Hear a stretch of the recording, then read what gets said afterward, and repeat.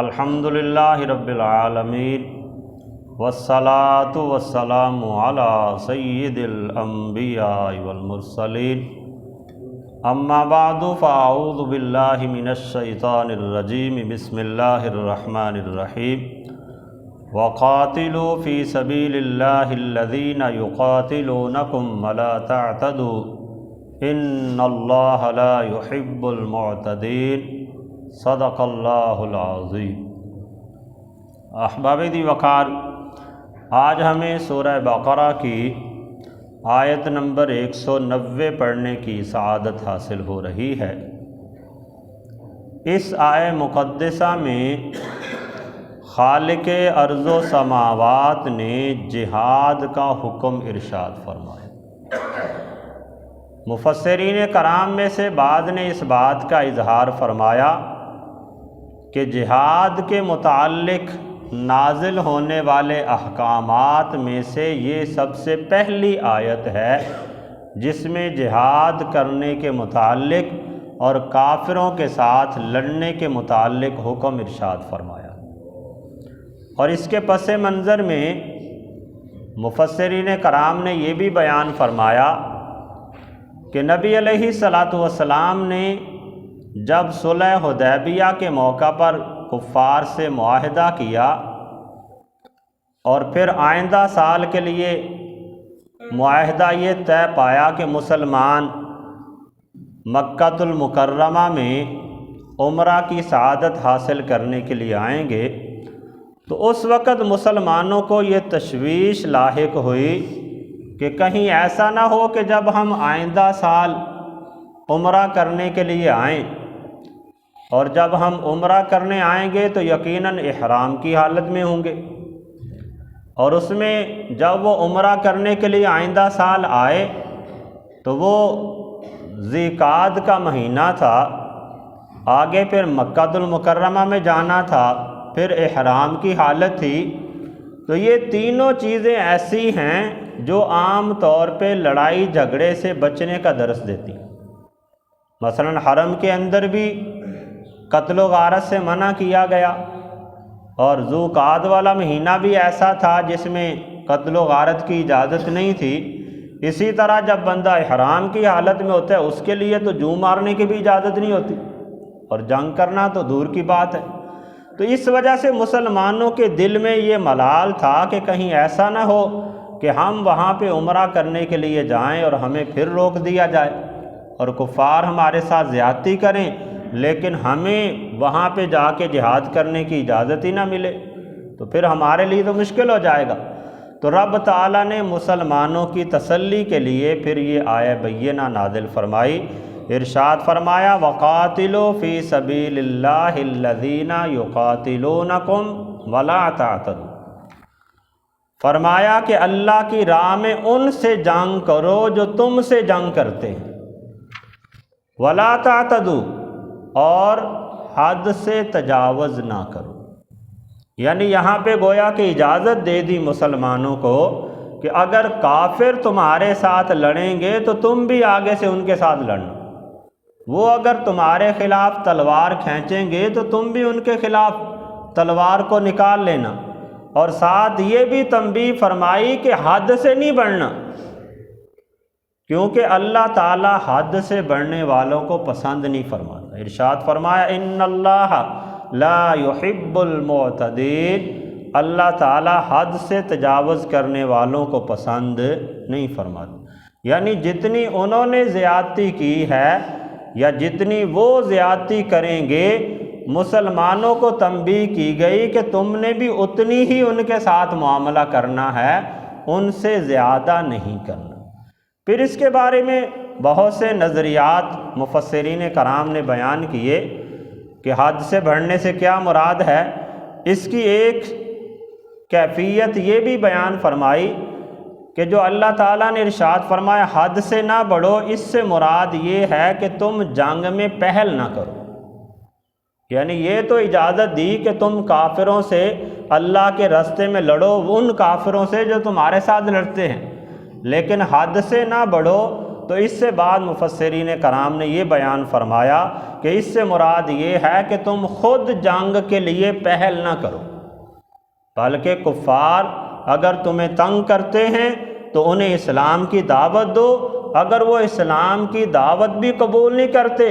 اور تمہیں تنگ کرنے سے باز بھی نہیں آتے تو پھر ان کے ساتھ جہاد کرنے کی اجازت دی گئی۔ اسی طرح کچھ روایات کے اندر اس آیہ مقدسہ کی تفسیر اس انداز سے ملتی ہے کہ حد سے بڑھنے سے مراد یہ ہے کہ جو لوگ جنگ کرنے کے قابل نہیں ہیں یا جنگ کرنے کے قابل تو ہیں لیکن وہ مسلمانوں سے لڑتے نہیں ہیں، ان کے ساتھ نہ لڑو۔ جیسا کہ چھوٹے بچے ہوتے ہیں، خواتین ہیں، بوڑھے لوگ ہیں، تو نبی علیہ الصلاۃ والسلام نے تو میدان جنگ میں بھی انہیں قتل کرنے سے منع فرمایا۔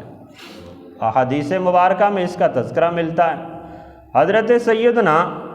ابن عباس رضی اللہ تعالی عنہ سے مروی ایک حدیث مبارکہ ہے، آپ فرماتے ہیں کہ حد سے تجاوز نہ کرو، اس کا مطلب یہ ہے کہ عورتوں، بچوں اور بوڑھوں کو قتل نہ کرو، اور نہ ہی ان کو قتل کرو جو ہتھیار ڈال دے۔ اگر تم ان کو قتل کرو گے تو تم حد سے بڑھنے والے ہو، یعنی بچوں، بوڑھوں اور عورتوں کو بھی قتل کرنے سے منع فرمایا، اور جب کفار ہتھیار ڈال دیں، وہ صلح کی طرف مائل ہوں، تو پھر بھی ان کے ساتھ جنگ کرتے رہنا، اسے بھی حد سے تجاوز کرنے والوں میں بیان فرمایا۔ اسی طرح مسلم شریف کی ایک حدیث مبارکہ حضرت بریدہ رضی اللہ تعالی عنہ سے مروی ہے، آپ بیان فرماتے ہیں کہ رسول اللہ صلی اللہ علیہ وسلم نے ارشاد فرمایا، یا حضور صلی اللہ علیہ وسلم جب بھی کسی شخص کو کسی لشکر کا امیر مقرر فرماتے تو حضور انہیں خصوصیت کے ساتھ کچھ وصیتیں فرماتے۔ ان میں سے ایک وصیت حضور یہ فرماتے کہ ہمیشہ اپنے دل میں خوف خدا کو بسائے رکھنا، ہمیشہ تمہارے دل میں خوف خدا ہونا چاہیے، کیونکہ جب بندے کے دل میں خوف خدا ہوگا تو اس کا ذہن زیادتی کی طرف نہیں جائے گا، وہ اللہ سے ڈرے گا۔ پھر حضور نے یہ بھی وصیت فرماتے